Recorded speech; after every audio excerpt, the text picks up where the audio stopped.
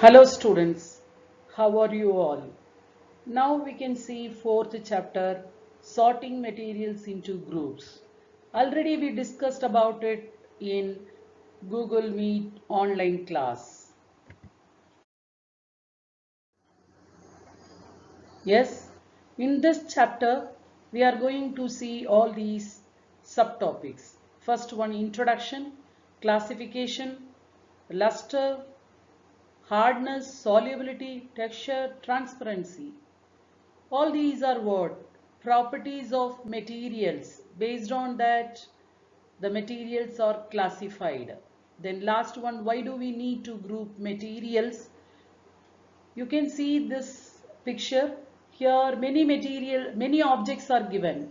These objects are classified on the basis of the properties like luster, hardness, solubility, texture, transparency. Okay.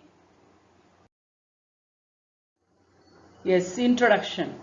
Large variety of materials and objects are found around us. Any matter or substance used for making an object is called material. See, for example, cotton is the material used for making bed sheets and other objects. So, cotton is a material, bed sheet is an object. Like that way, iron is a material, but utensils, tools, machineries, that is an object. So, iron is used for making utensils, machineries, tools, etc.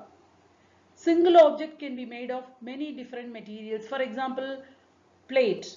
If you will take a plate is an object, it is made up of either by plastic or steel or paper plate or bamboo plate, aluminium plate, etc.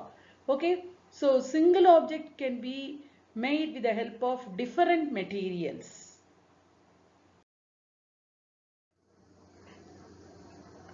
Classification. Materials can be classified on the basis of similarities or differences in their properties based on their shape, size, colors, smell, etc. Based on what are the properties, the materials are classified. First one, appearance, lustrous or non-lustrous. Already we saw in the live class, okay, all these. Now also we can see one by one. Hardness, soft or hard. Then solubility, soluble or insoluble, float or sink. That depends on their density. Okay. Then texture, rough or smooth. Then transparency, either transparent or translucent or opaque. Yes, lusher. For this in the online class I showed you the spoon. Here metals are shown. Okay, metals like aluminium, gold, silver. All these are shiny in appearance. So they are lustrous. Non-lustrous, they do not have shiny surface. For example, here given wood. Okay, unpolished wood. So materials which do not have shiny appearance. Second property, hardness. Okay, based on that the materials are classified into soft or hard. Materials which can be compressed or scratched easily, that is soft. I showed you the scrub, sponge in the live class. Here also sponge, cotton. In this picture also you can see the woolen bed sheets, balls, cotton, all these are soft. For hard, they gave wooden stool, then plastic mug and glass bowl. All these cannot be compressed easily. So they are very hard. Example, you can say wood, iron, etc. Yes, rough and smooth. Yes, the materials which have uneven surface. For that best example I told you, sandpaper. Okay, it is used by painter mostly for removing the rust from the window. Okay, because the surface is uneven. Bumps or ridges are found. Here what is rough? Pineapple is shown. Then for smooth, the materials which have even surface, soft silk, velvet cloth, here's apple is given, smooth surface. Solubility. Some substances completely disappeared or dissolved in water. I showed you sugar in water and salt in water. After mixing, you didn't see sugar molecule or salt because that is soluble, completely disappeared or dissolved. Here also, in this, here you can see completely dissolved. So it is soluble. This is insoluble. Here you can see three black dots. The substances do not mix with water. Okay, they do not disappear even after stirring. That is mixing for a long time. Sawdust in water, sand in water. Okay, so this is insoluble. Here you can see miscible and immiscible. If liquid in water, for example, here what is poured? Oil is poured in water. So here separate layer of oil. But here some green color juice is mixed with water, completely dissolved. So miscible means liquid mixed in water. Example, lemon juice in water or milk in water we can say. Immiscible means liquid don't mix in water and form separate layers. Here in this you can see no separate layers. Oily layer, here water. So this is immiscible in nature. Flotation. Here this picture shows the objects clearly. This duck, it is floating in water. Then this is a swim ring, it is also floating. This is ship because their density is lesser than the density of water. Or about ship you will study in higher class later based on Archimedes principle. It is floating in water, you will study that later. Now the density of all these objects are lesser than water, so they are floating. That is enough for you. This is a coin, its density is higher than water, so it sinks. This is stone, this is nail.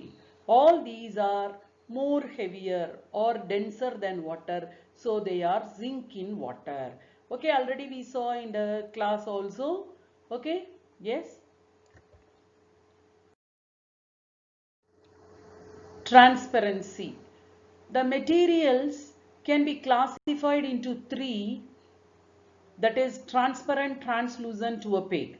Transparent. Transparent materials through which things can be seen clearly. Example, glass, water. In the class we saw transparent sheet, OHP sheet I showed you. Then translucent. Materials through which objects can be seen partially, not completely. Example, butter paper, oily paper. Butter paper where we used to put over the cakes or sweets. Then opaque, materials through which objects cannot be seen. Example, cardboard, wooden box, etc. See the transparent, his face is seen clearly. Then translucent, somewhat, something is visible but not complete. Here completely hidden, not able to see, so this is opaque.